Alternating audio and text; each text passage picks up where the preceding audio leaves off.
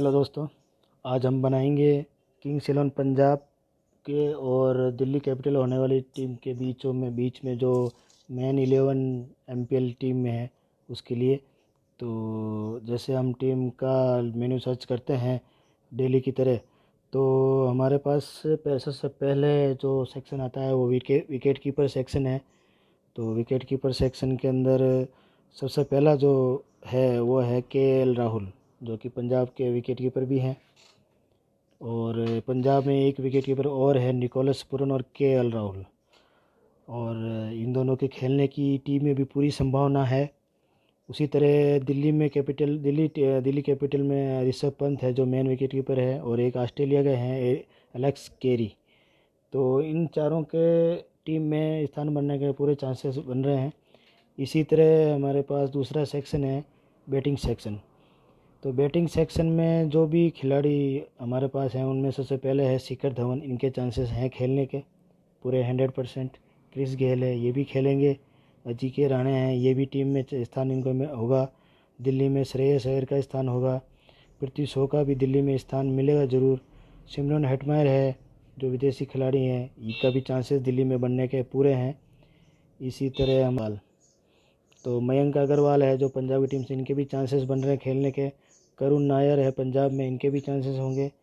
S Khan से इनके chances 50-50 हैं पंजाब की टीम से खेलने के लिए, क्योंकि जो इनका स्पोर्ट्स है ओपनिंग और वन डाउन, उसके लिए बहुत तगड़ा कंपटीशन है। एम सिंह है, इनके चांसेस नहीं होंगे खेलने के लिए। और डी हुड्डा है, इसके भी चांसेस बहुत कम है खेलने के लिए।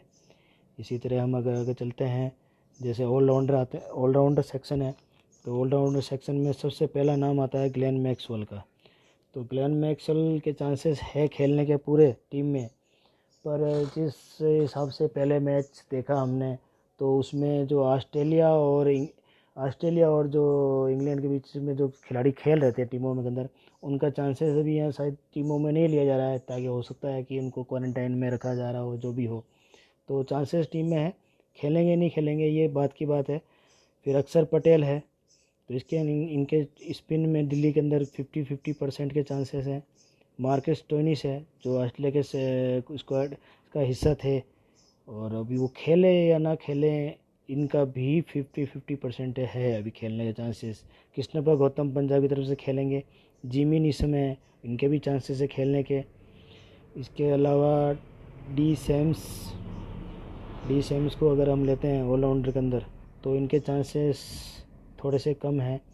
कीमो पॉल है, इनके खेलने के चांसेस 50-50 है इन्हें। और एल यादव है, इनके चांसेस कम हैं। टी ढिल्लो है, इनके चांसेस खेलने के कम हैं।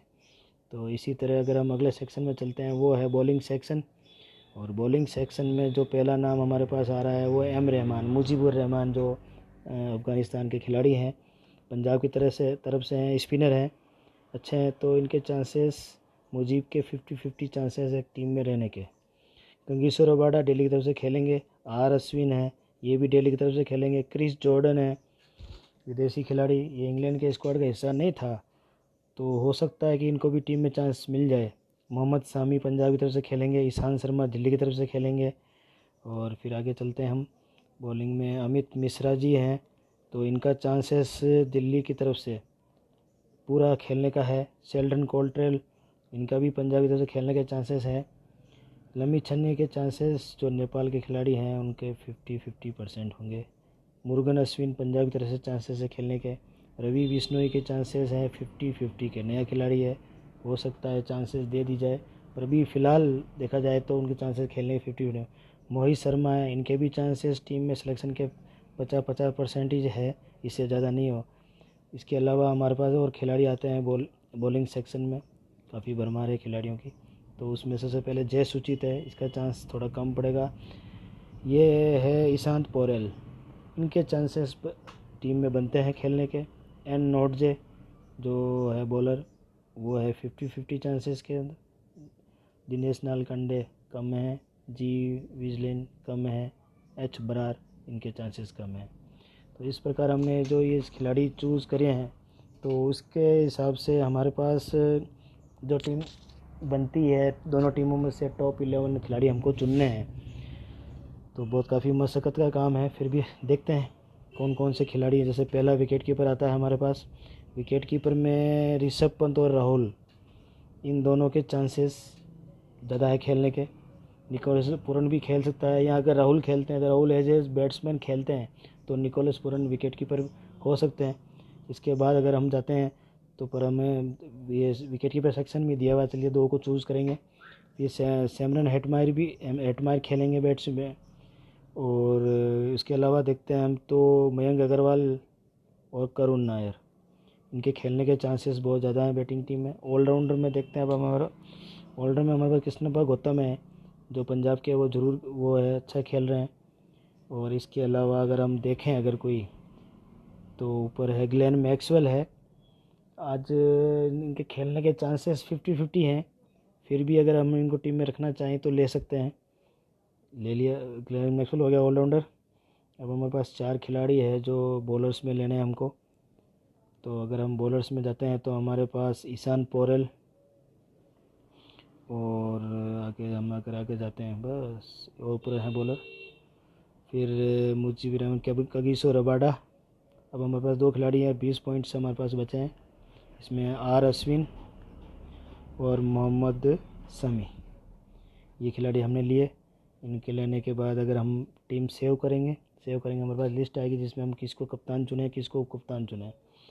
तो अगर मेरी पसंद से अगर रखना चाहें तो कगिसो रबाडा उप कप्तान, और कप्तान के लिए अगर हम लेना चाहें तो सबसे पहले मेरा ऑप्शन है सिमरन हेटमायर।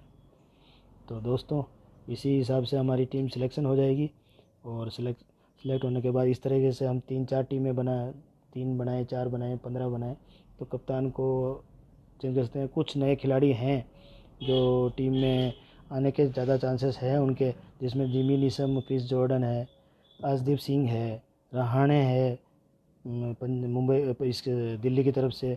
उसके अलावा अक्षर पटेल है, कीमो पॉल है, ठीक, मोहित शर्मा है। तो इनके चांसेस है, तो उनमें से कुछ खिलाड़ियों को हम रिपीट कर सकते हैं। तो इस हिसाब से अपनी एक टीम बनाइएगा।